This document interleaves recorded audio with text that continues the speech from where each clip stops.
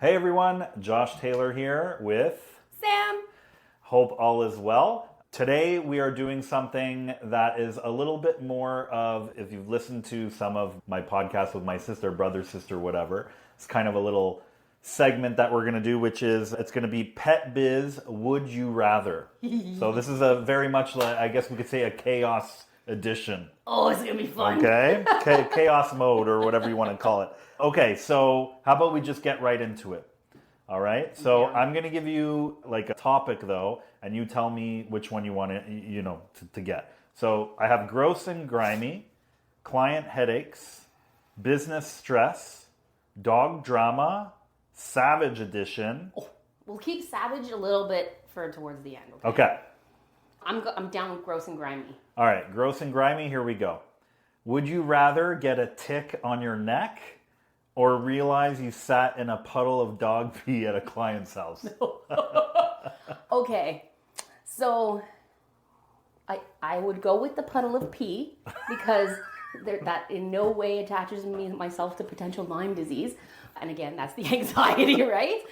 But yeah, I mean, I don't want to put myself in harm's way. Pee-pee is not in harm's way. It's not fun. You're going to smell for the rest of the day. You're going to have to go home and change your outfit, but I'm going to go with pee-pee. I mean, ticks kind of scare me. Yeah. So, I mean, I would totally go for that too. I mean, I would literally swim in dog's pee as opposed to have a tick on my neck. Stay tuned for the next podcast. Oh Fair my enough, fair gosh. enough. Okay, so let's... Give me client headaches. Client headaches. Okay. Would you rather deal with a helicopter dog parent or someone who thinks their dog is just being dominant? I would definitely rather... Ooh, that's tough. You know why though? I'll tell you why it's tough. I like to very softly and respectfully, I like to get them to understand why dominance isn't a thing. So I technically would rather the dominance person. But I mean, in the sakes of like, let's not get too serious, I would probably take the helicopter parent over the dominant mindset. Okay, so let's see. Okay, so I would definitely, I think I'm going to go with helicopter parent because I might be a little bit of a helicopter parent myself. No, but I feel that is more coachable in a way of trying to find resilience for both the owner and the pet.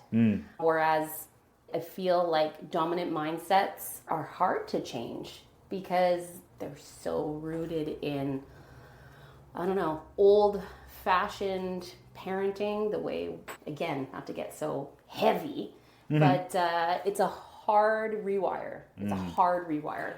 Yeah, and I mean, I hate to generalize it, but it's just experience from what I've seen. It's a lot more the men than women.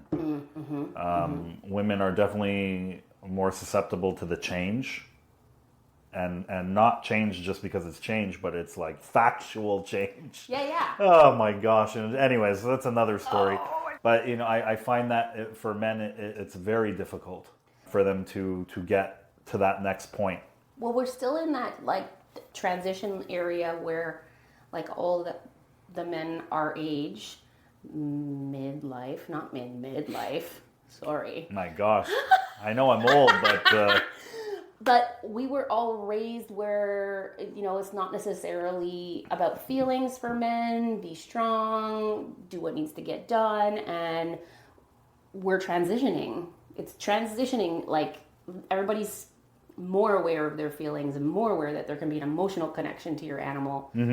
But, like I said, it's a hard rewire from when we were brought up a certain way. True. So yeah, not easy to deal with. Next up. All right. How about I give you... Yeah, you can choose. Okay, business stress. Would you rather have a month with zero income or a month of nothing but problem clients? I would take no income. No income. No income? No income. Oh my gosh. Because I think that dealing with a hard problem, like I'm not saying little problems, like you screwed up my invoice. No, that's not. Give me a month of that, no problem. But like, no, they're like calling you like 3 times a day. Hard cases where I'm struggling to find the balance in between training the animal and bringing the vision into the client. Like that's what I'm gonna say is a difficult. I would take no income because that will chip away at my motivation. And just so we're on the same page, are you looking at the topic of saying like zero income or problematic client, like zero income from that client? Or do you mean, what if it was zero income for that like week? Zero income. Like zero income. Okay, so not zero income from that client. No. Zero income. Zero income. Zero. So let's just say we have one client booked every day. That's your income for the month. Yeah. Right? But every client that is booked on every day, that one client is a problematic client. Zero income. Zero income. Wow. I still pick zero income because there's this whole like theory of we do have to curate our clients in a way of what are they going to get from us? Mm-hmm. And if it doesn't work for them, if it's always problematic, maybe we're not the right match. So I think that if I'm butting heads all month long, I'd rather go with the zero income, which doesn't make much sense, but that's how I feel. No, but the reason why I'm so surprised with that answer is because it's my answer too. Yeah, well, yeah, I mean, I'm not gonna, I think it's just because, even with setbacks and this and that, I'm still at a place where it's like, I have no problem telling someone like, okay, like you can go find someone else. But it's the reality. Yeah. And I don't sell my soul to those people anymore. Exactly. And, it is a hard pill and it took some time, but yeah, I'm totally with you. No income for sure. Did you expect that, guys? Because I did not expect to have the same answer. Yeah. I mean, yeah. Awesome. Yeah. All right, on to the next one. That's great. Okay, I'm gonna give you a gross and grimy because they're just fun. Would you rather work an entire session with a dog who has fleas or an anal gland leakage? Oh, for fuck's sakes. Apparently we're swearing now on this podcast. Oh my gosh. Okay. I don't think I could do the fleas. Oh, really? I really don't think I could do the fleas. Okay, at least the anal gland, yeah, it'll smell like shit. but I'll take the anal glands, I guess. Okay. That's okay. Leakage, just general smell. Leakage. Well, I don't have to clean it, right? No, and also maybe we should specify if it's an indoor or an outdoor session. Outdoor session, I can handle both. I don't need to touch any. Well, if it's grooming, I'm going to go with anal gland leakage because fleas in the grooming environment, they can just get everywhere, right? And then you have to do like a flea bomb, and you're. Oh my gosh. Okay, that is a surprising one. Anal leakage. Oh my gosh. Sorry. Oh jeez. Okay. That's so good. All right. Oh my god, the resistance on that high five was perfect. All right, here we go. Would you rather clean up explosive diarrhea off a shag carpet or get peed on mid-session by a Great Dane? Okay, pee. I think that's pretty simple. Pee. Big deal. It's pee-pee. Shag carpeting. You? I don't know, man. You don't know? I guess I would go for the pee. It's easy. It's a lot of like, pee. do I have more clients that day? Like, do I have time to go home? If I have to clean up the poop, at least it's like not on me. Yeah, but and plus diarrhea in a shag carpet. Yeah, that's gonna be tough. It's gonna be tough. It's and it's a white shag carpet. Yeah. Throw that carpet out, roll it. That's actually probably what I do. You know what? No, I would pick the diarrhea. Oh yeah, eh? Okay. I would just throw out the freaking the whole thing. I'll buy you a new carpet. Yeah. Today's session is on me. Replace your carpet. Exactly. Okay. Would you like client headaches, business stress, or dog drama? Let's go dog drama. Dog drama. Would you rather train a leash reactive husky in a snowstorm or a resource guarding husky during a family barbecue? I've done both. What weather do you prefer? Yeah, I guess the only thing that throws me off is the snow. So I'm going to say the family barbecue. Okay. Yeah, I would rather that. You'd rather the barbecue. Yeah. And I think I would pick exactly the opposite because I cannot tolerate the heat. And also, snowstorm, I mean, that training, there's not going to be very many other dogs out there in a snowstorm. So it's kind of tricky. I'll take the snowstorm, but solely based on weather, not because there's going to be a lot of work going on. Yeah. You know? Yeah. Yeah, barbecue, resource guarding. Yeah, that Could be intense. I don't think it'll be that bad. We have the leash on. It's about boundaries. Yeah, it's about boundaries. So we teach a good spot, a good place. Yeah. Okay. All right. What do you want? What are the? I don't know. Do you want to do a savage?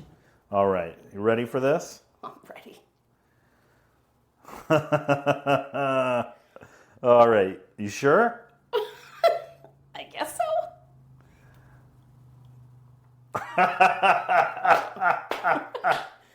All right, here we go. Would you rather have to do a collab video with your least favorite trainer or get stuck dog sitting for your worst ex-client? Damn. Okay. We're already collabing, so.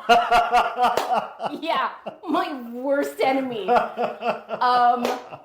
No, I think we're literally probably thinking about the same person. Having to collab with that person, that is a hard no-go.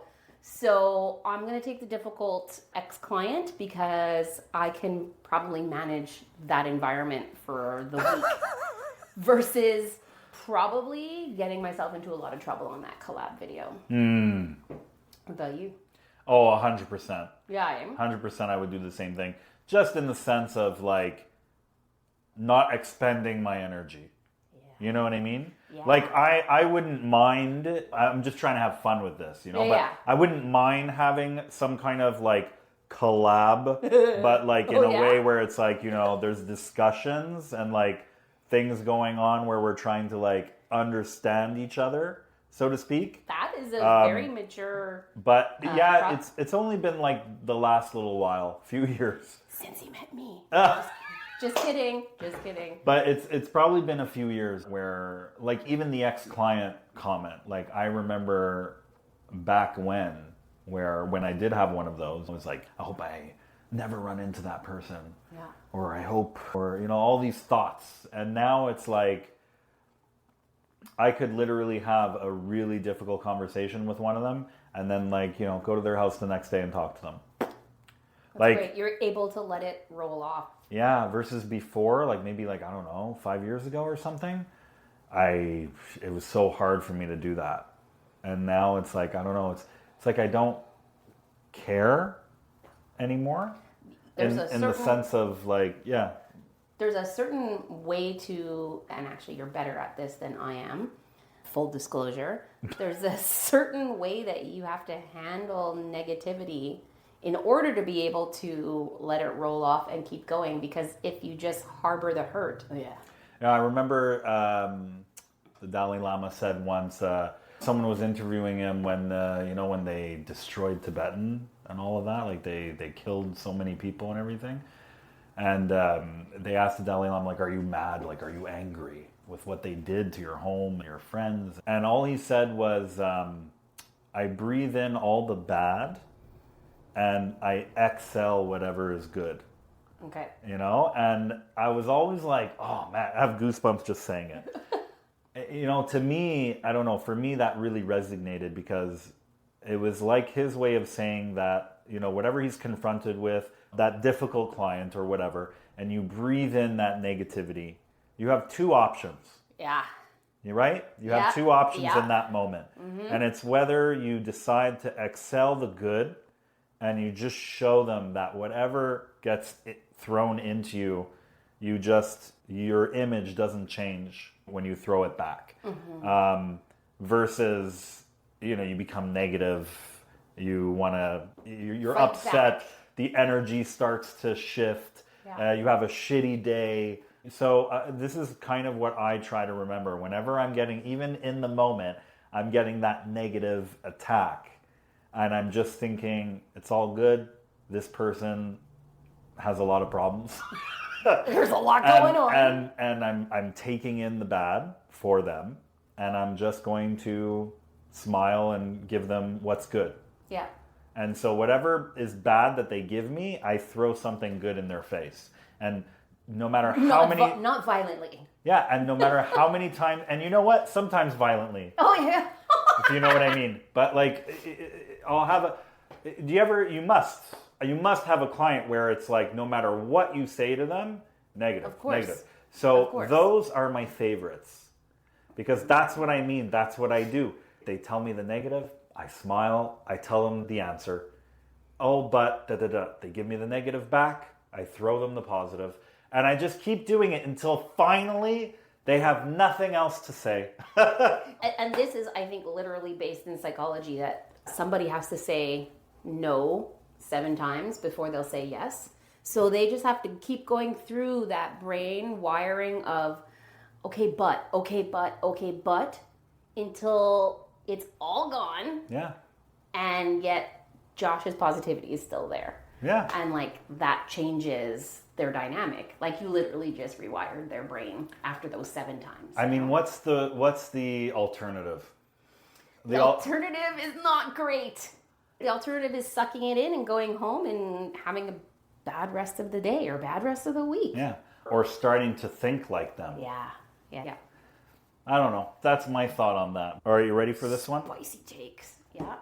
All right, here we go. Would you rather ban... This is a spicy take. Oh, it's spicy. Would you rather ban retractable leashes forever or require all clients to pass a common sense quiz before booking?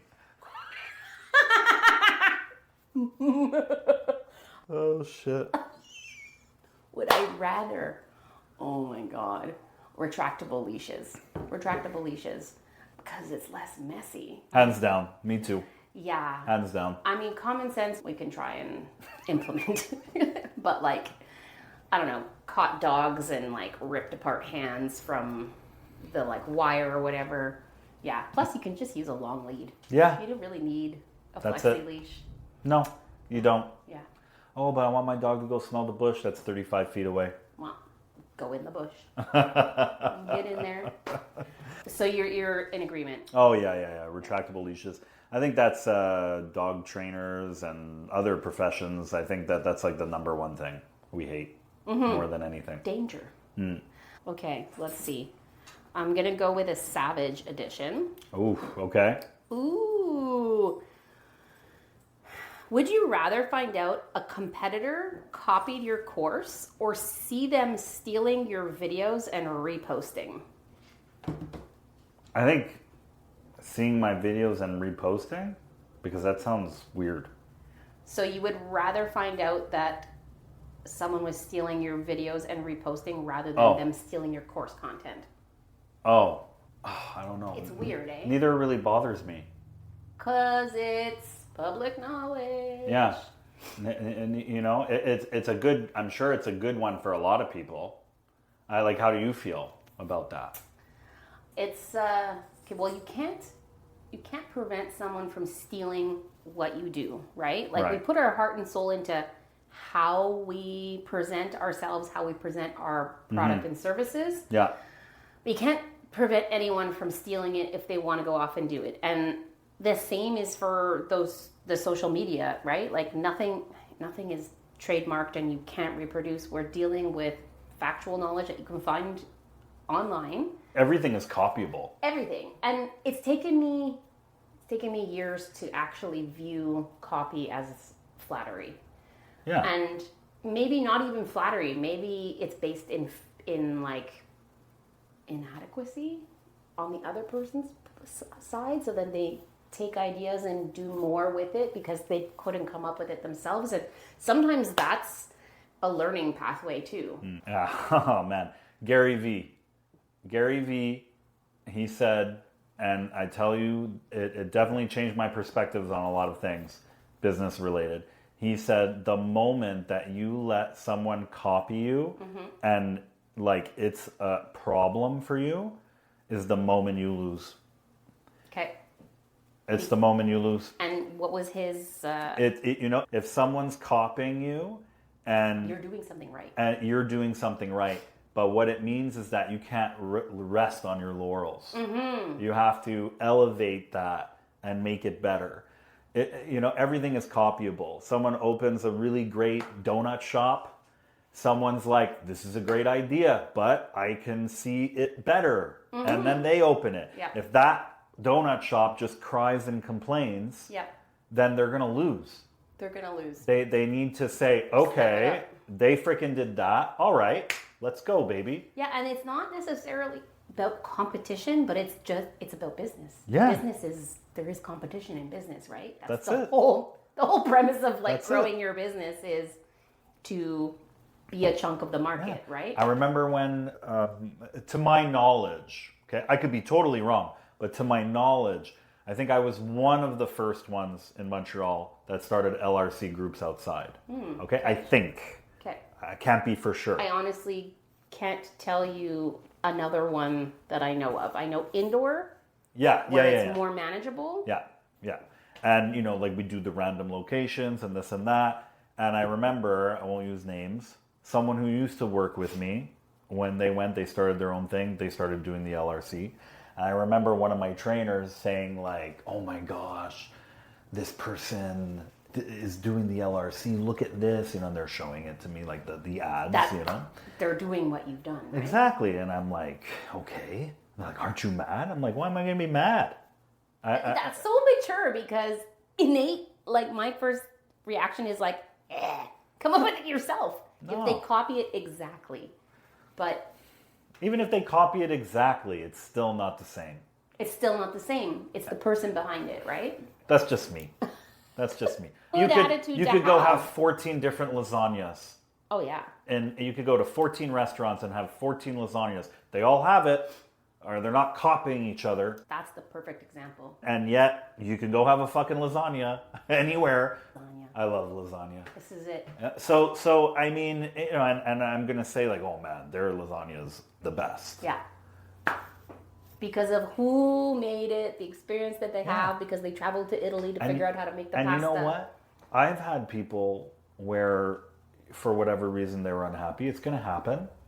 And if someone said to me, their program is so much better, Josh, than what you did, then I would say, God damn, well, I'm going to have to look into that. Yeah. Right? I'm going to have to figure it out because that means that I'm resting. And I did that. I have visualizations of me in the past where I started to get too comfortable. Of course. We're getting too serious now. We're getting too serious. All right. No, but finish your thought. No, I think sometimes comfortableness also comes from maybe not comfortable, but being tired. Sometimes in the past I've gotten tired. Actually, you are very right because I was in a disgusting mental state when I was getting comfortable. So no, you got a good point there. So it's not even comfort, it's the season. So we work during the summer, let's just say, when the light is more, like we're like farmers in a sense, you know, like you get a bulk of your work done in a season and then you need to rest. So sometimes the comfortable falls in the rest period and then you get your mojo back up and you keep going. So I don't want to blame anybody for being comfortable. And I also don't want to feel guilty for the sometimes where things are stable and don't grow. Right. Because sometimes we need the rest. Yeah, very true. Sometimes. Ask questions. All right, so we have one more. Yep. Would you rather? I think this one is great just as for people of who we are. So I'm pretty sure I know your answer on this. Okay, but here we go. Okay. So, would you rather Actually, hang on. You got a piece of paper and a pen? You were going to write it down. Yeah, hold on. Just a quick little piece. Like What if you get it wrong? No, I won't. Okay. Here, okay, so we're getting to know each other, right? We've been working together, what, 3 months? Yep. Known each other for 5-ish years? Only wanted to shoot myself about 3 times. Oh, once a month. I'm kidding. Once a month. Ben, no. No. It makes sense, though. I love working with you. I really do. Aww. I'm serious. Oh, I love I've working with you had a too. blast.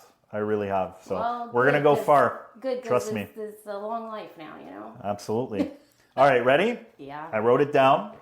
Okay, so would you rather train with 0 budget and full creative freedom, or with unlimited funds but no say in your methods? Oh, creative freedom.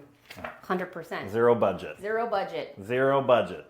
0 budget. Now, that might not be a no-brainer for everyone, but for us, Yeah, that's a no-brainer. it's a no-brainer. So We didn't get into this for the money. no, definitely not. And you can do a lot of stuff without money for dog training. If you have the knowledge and you don't have to pay to go take your course somewhere, and if you do, that's fine too. But the actual training, you need a leash. You don't even need a leash if you're in a backyard. You don't even need a backyard if you're inside a house. You don't even need to be inside a house if you're at an animal shelter. Like you do with your environment. And speaking of ideas, you could literally go on YouTube and see 500,000 different Absolutely. ideas in minutes. Yep. And have a whole, You could do so much with 0 budget. Exactly. Yeah. Exactly. You? Oh, yeah. Not being able to choose my methods, or any of that, like with unlimited budget, that still doesn't compute to me. Yeah. It's not being able to choose your methods and your plan of action and your let's try this because this is not working for this overstimulated dog.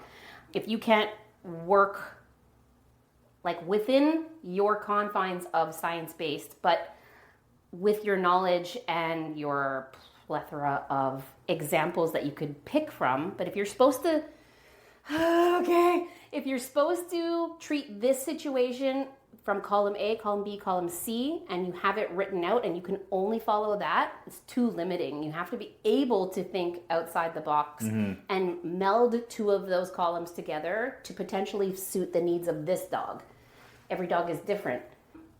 Because I know of programs where everything is written in a step 1 to 10. And if step 1 doesn't work, break it down. Sure, but what if this breakdown doesn't work anymore? You need to be able to act on the fly. Yeah. Yeah. And closing down, what does Gary Vee say about creativity? About how you let people do the creative aspect because that gives them the confidence to keep going, the confidence, the drive.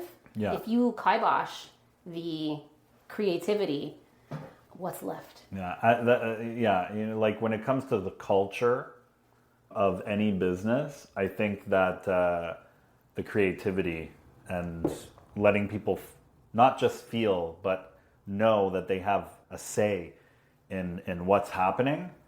I mean, I think it's so important. Absolutely. I would do things so much differently as I move forward, like as I gain new staff and all of that. There's a lot of really fun things you can do when you build that culture.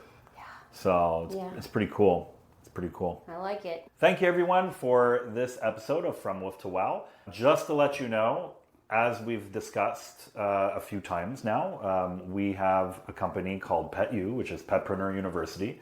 We are coaching trainers, basically any pet biz, from the actual, I guess you could say, mechanics to even templates, accounting, all of that type of stuff, right? Yep, all of that type of stuff. The concepts, the how to do this, the how to run the business part of it, the motivation behind. And we would love to get your feedback on whether or not you need help. We'd love to book something with you, even if it's just a fun little 30-minute consult. Talk to us about your business. And we would love to maybe even have one of you, even if you're overseas, by the way. You do not have to be in Montreal for this.